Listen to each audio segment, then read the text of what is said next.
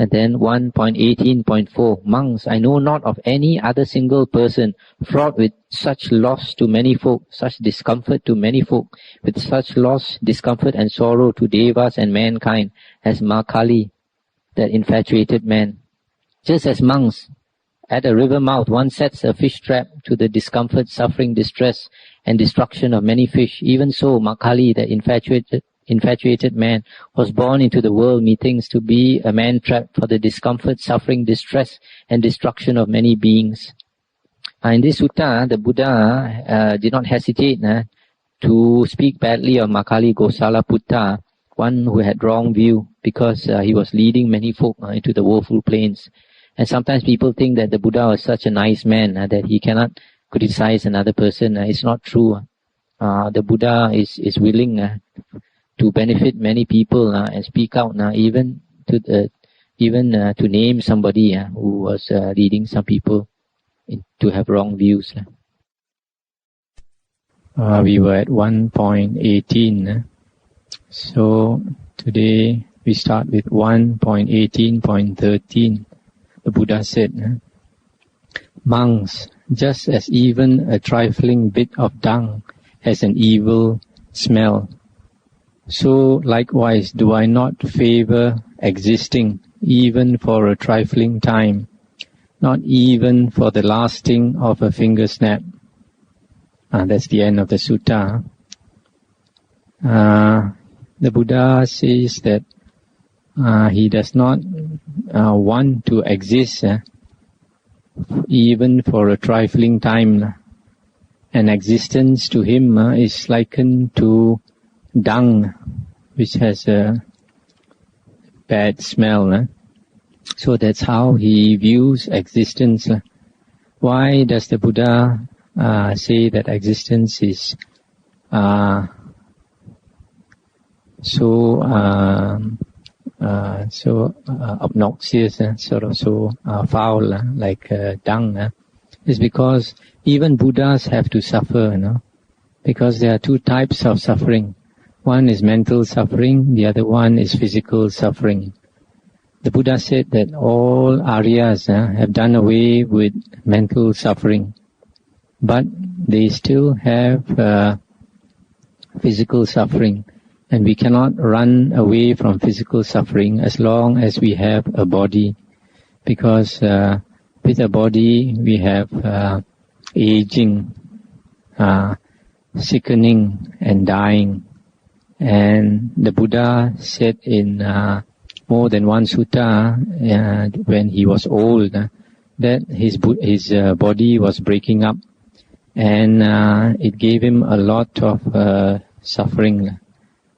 So even Buddhas have to suffer. And some people are of the opinion that because Buddhas and Arahants don't have a self, that they do not suffer. But if that is the case, then you can think, for example, if the Buddha had physical suffering from the body, then if it did not affect him, there would have been no necessity for him to enter into deep jhanas or cessation of perception and feeling, which the Buddha did.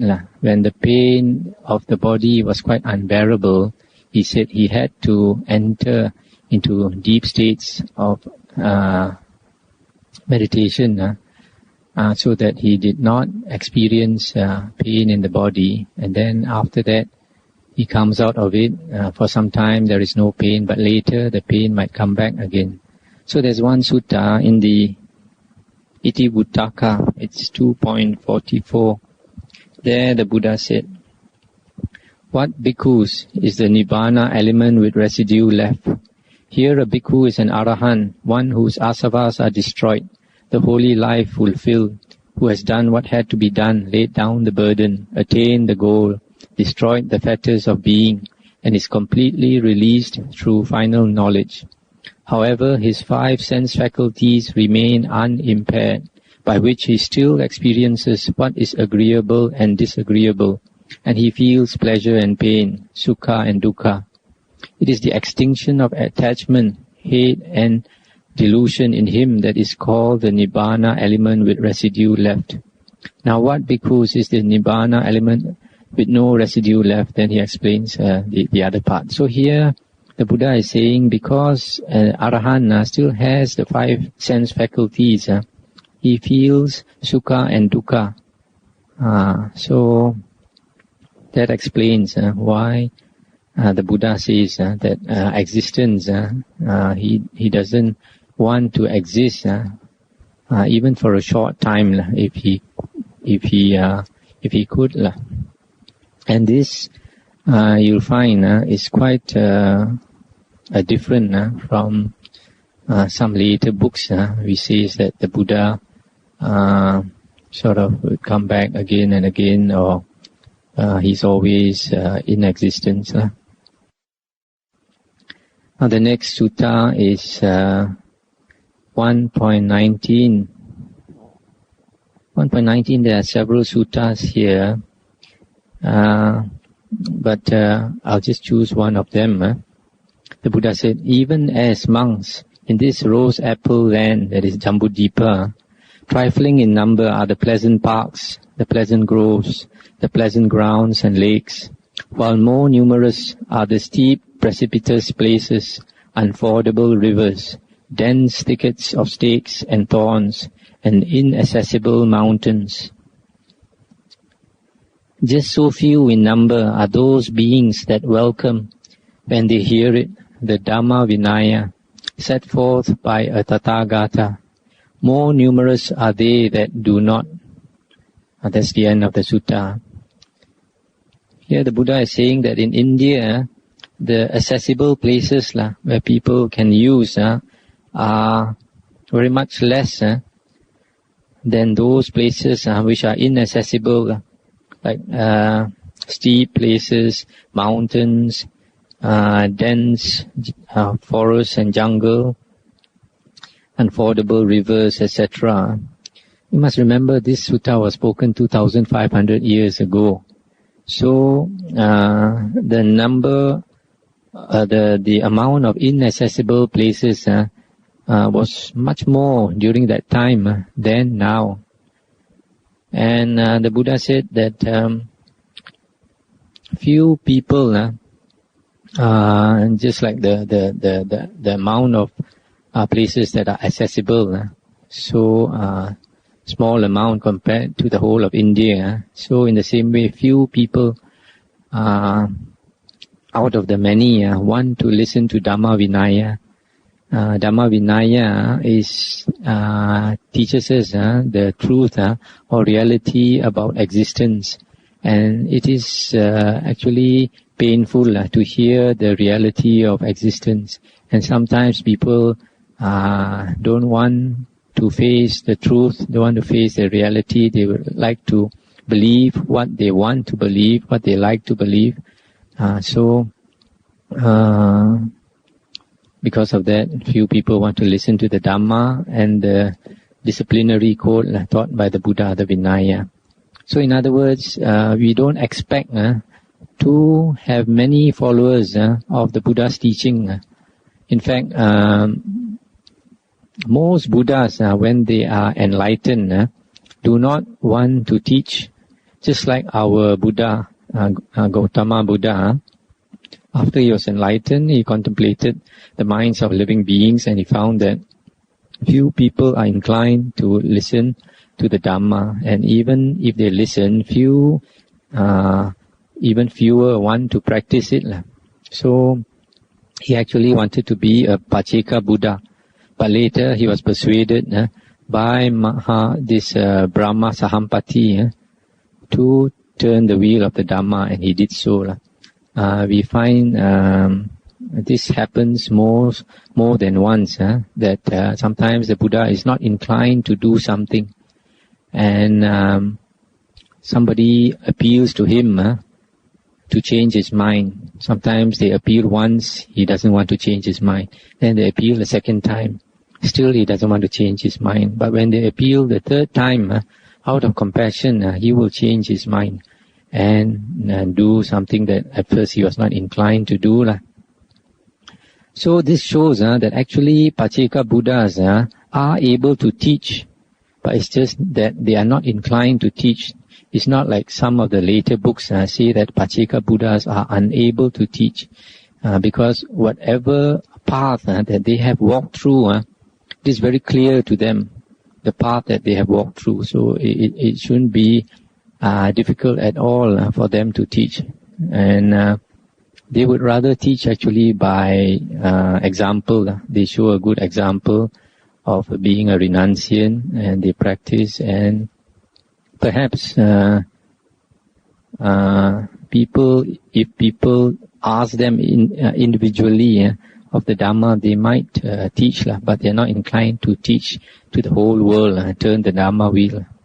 And some people think that that is selfishness, but it is not selfishness, because it appears to me that every being has his own time, and the best teacher is suffering, because when we suffer enough, and it will bring us to walk the path.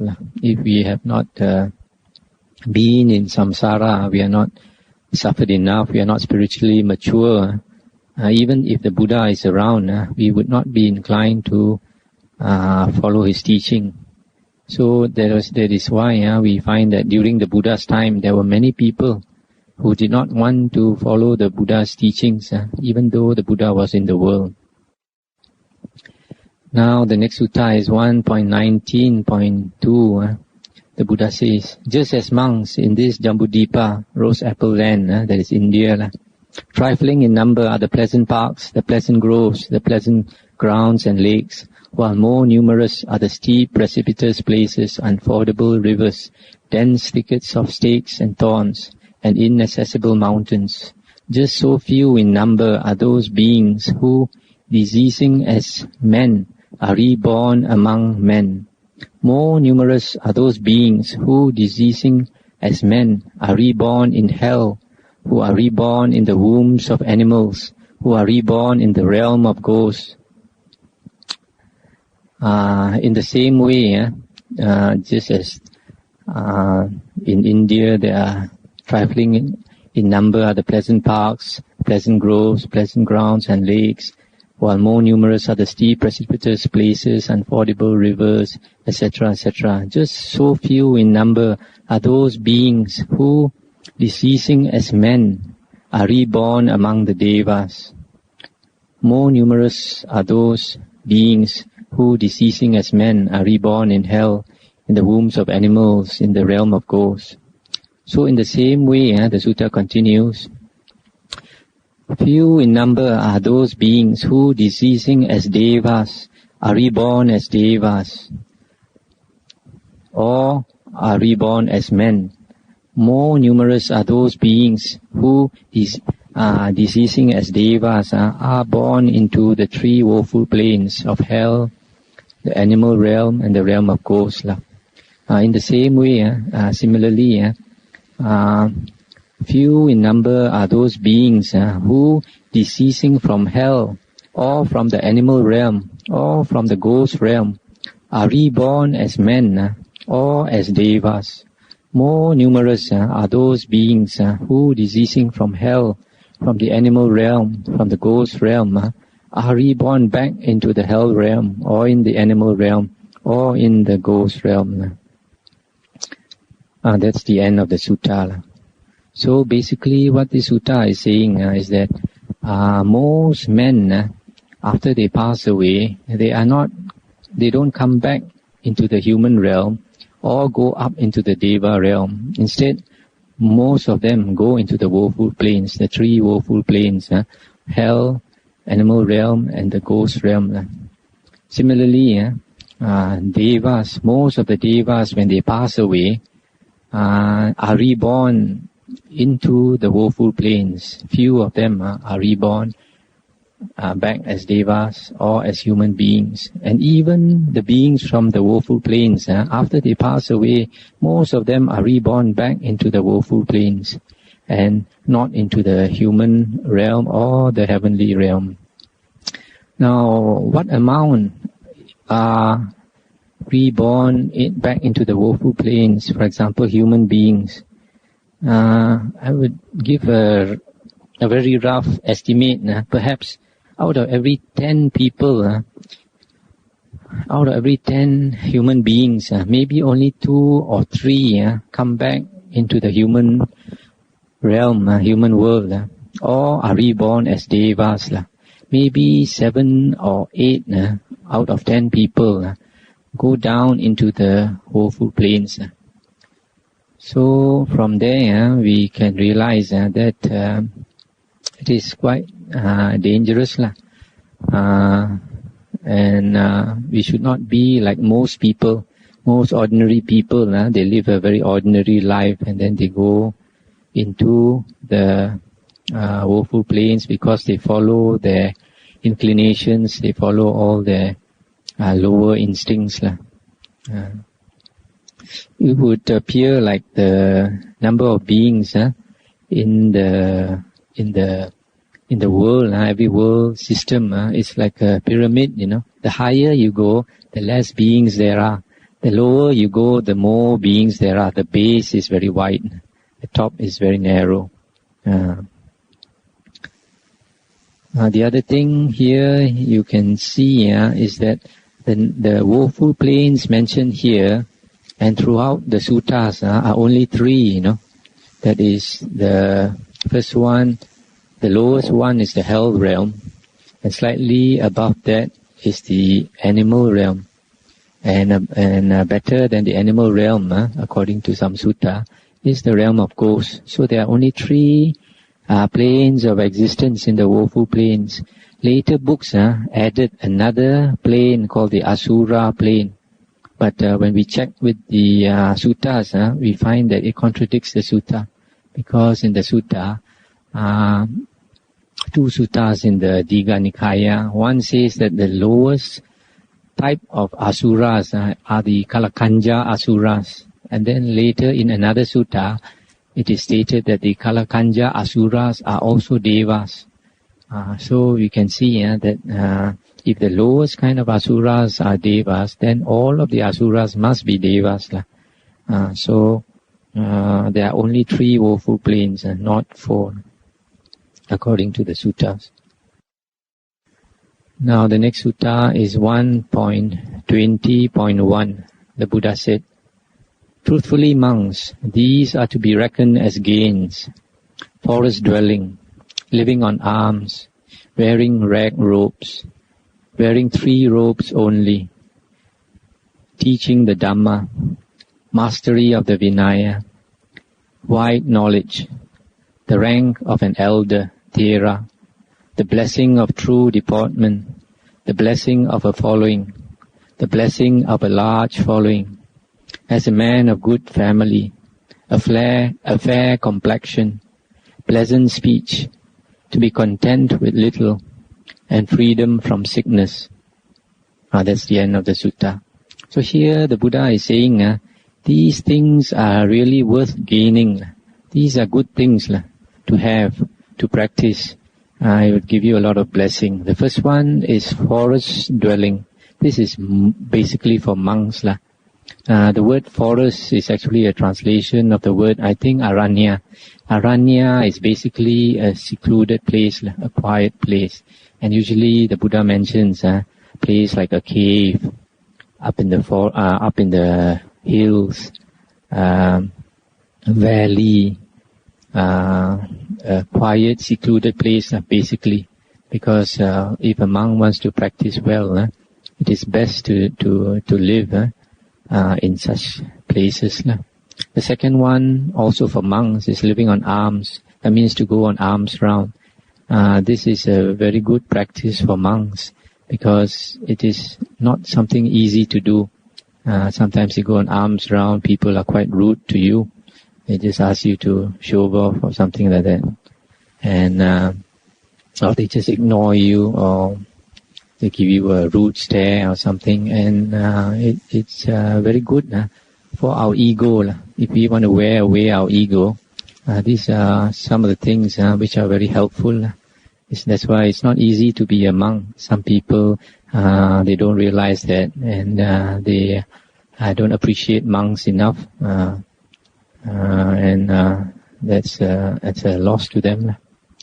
Third one is wearing rag robes. Rag robes here is a translation for Pangsukula Chivara. Pangsukula, this robe, the meaning of it is that it is picked up, a cloth that is picked up during the Buddha's time. According to the later books, something like 20 or 25 years, the first 20 or 25 years of the Buddha's ministry. He and his disciples only wore robes that were made from cloth that was picked up, and they would go to these what they call charnel grounds, cemeteries, places where dead bodies were thrown, and the cloth that was left over, the monks would go and pick it up, or from whatever place where the cloth was thrown away, they would pick it up and sew them into a robe. But later, the lay disciples of the Buddha asked the Buddha for permission to give robes to the monks, and out of compassion for them, to give people a chance to cultivate merit, the Buddha allowed lay people to make offerings to monks. Sometimes lay people don't realize that it is their good fortune to be able to give to monks, and that is the Buddha's. So that's about rag robes. And the fourth one is wearing 3 robes only. The robes of a monk are generally stated to be 3. One is the sabung, or what sometimes is called the sarung. And then this robe that we are wearing is a shivon. And then there's another one that's 2-laid, double-laid. It is for use as a blanket. Then teaching Dhamma. Teaching Dhamma is also a good thing. The Buddha encouraged the teaching of Dhamma. That's why the Buddha, you find during the Buddha's time and up to now, that the Buddha encouraged his monks to teach the Dhamma, and not all monks taught Dhamma, and not all monks taught meditation. There were some monks who were meditation monks, and some monks who were Dhamma preachers, and some monks who mastered both. And during the Buddha's time, there were many types of monks, and the Buddha allowed all of them to do what they thought was best for them. And the mastery of the Vinaya. Another one also concerning monks is mastery of the Vinaya rules, the disciplinary rules, and if they could live by the disciplinary code, that would accumulate a lot of blessings. The next one is white knowledge. White knowledge is a translation for Bahu Satcha. That means a lot of knowledge of the Dhamma. The Buddha said, very few people can teach the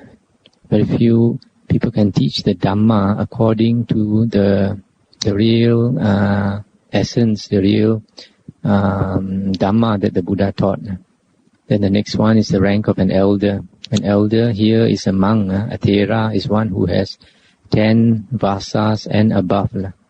A monk who has 10 vasas and above is a monk who can ordain new monks. A monk who has 10 vasas and above can accept disciples. The Buddha did not allow a younger monk to accept disciples, but the Buddha asked the monks to practice for the first 10 years to get a lot of experience. Then after that, only to accept disciples. That's why to be an elder is a blessing. The blessing of true deportment, that means a monk who can conduct himself well, that is a good blessing. Then the blessing of a following, that means if a monk can have a following of disciples, that is a blessing. This following can be lay disciples or monk disciples. And during the Buddha's time, we find that several monks, they had a large following of monk disciples.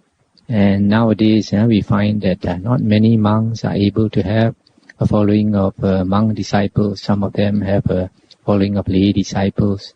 But to have a following of monk disciples, it is very good, especially for the religion, because there is always a shortage of monks.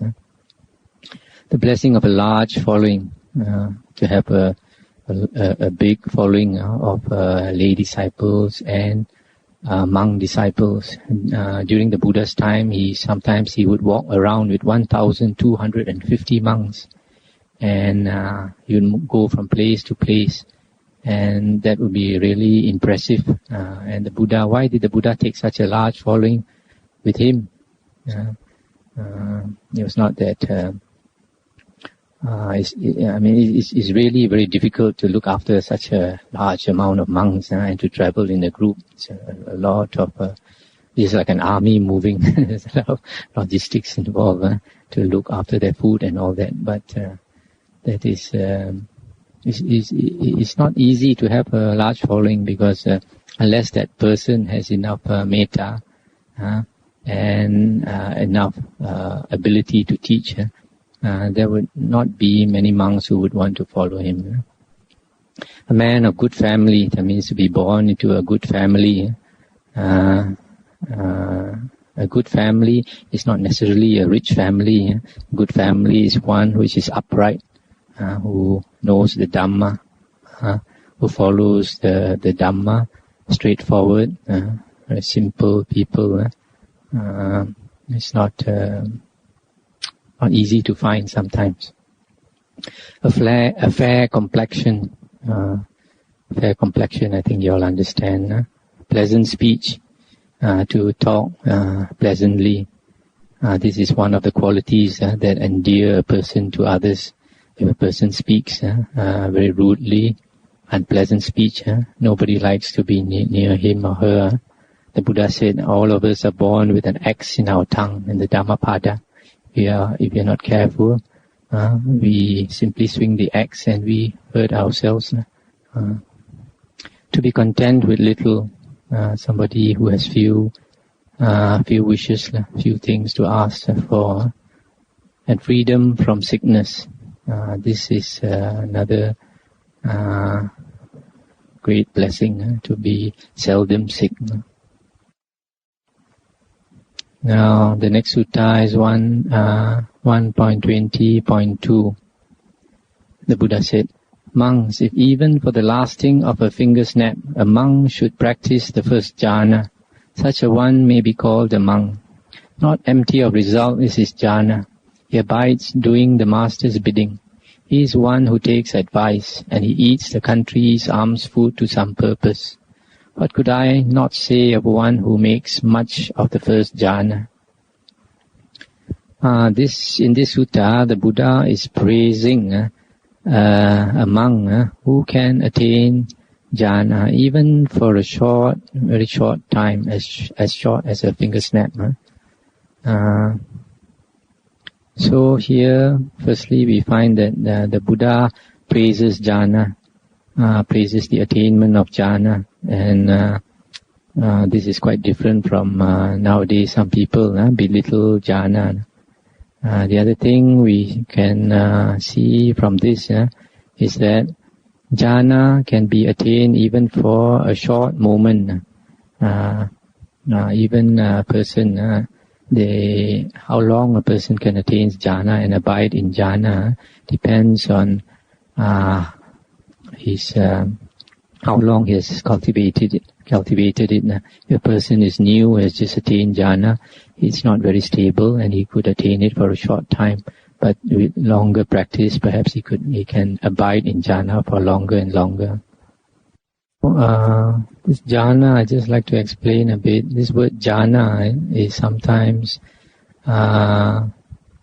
translated differently.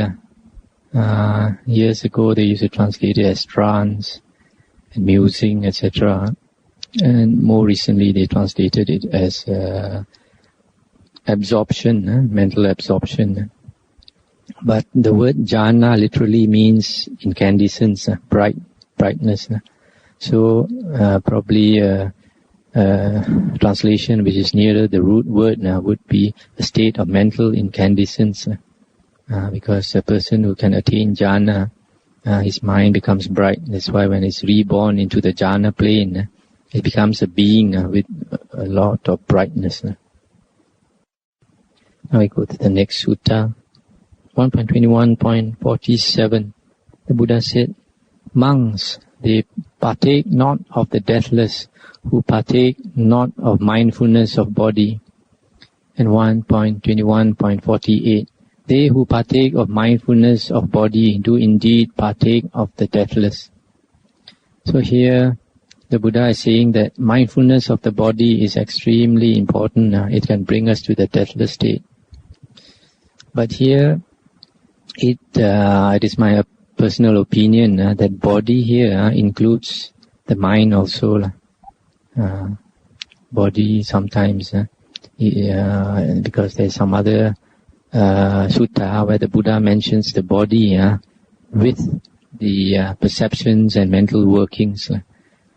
So here, even though it doesn't mention perception and mental workings, I would assume that it includes the mental part, the mind, because the body and the mind are the two things that we associate with the self. The Buddha said we always associate the self with the five khandhas, and the five khandhas, if you analyze it, it is actually the body and four mental parts which constitute the mind.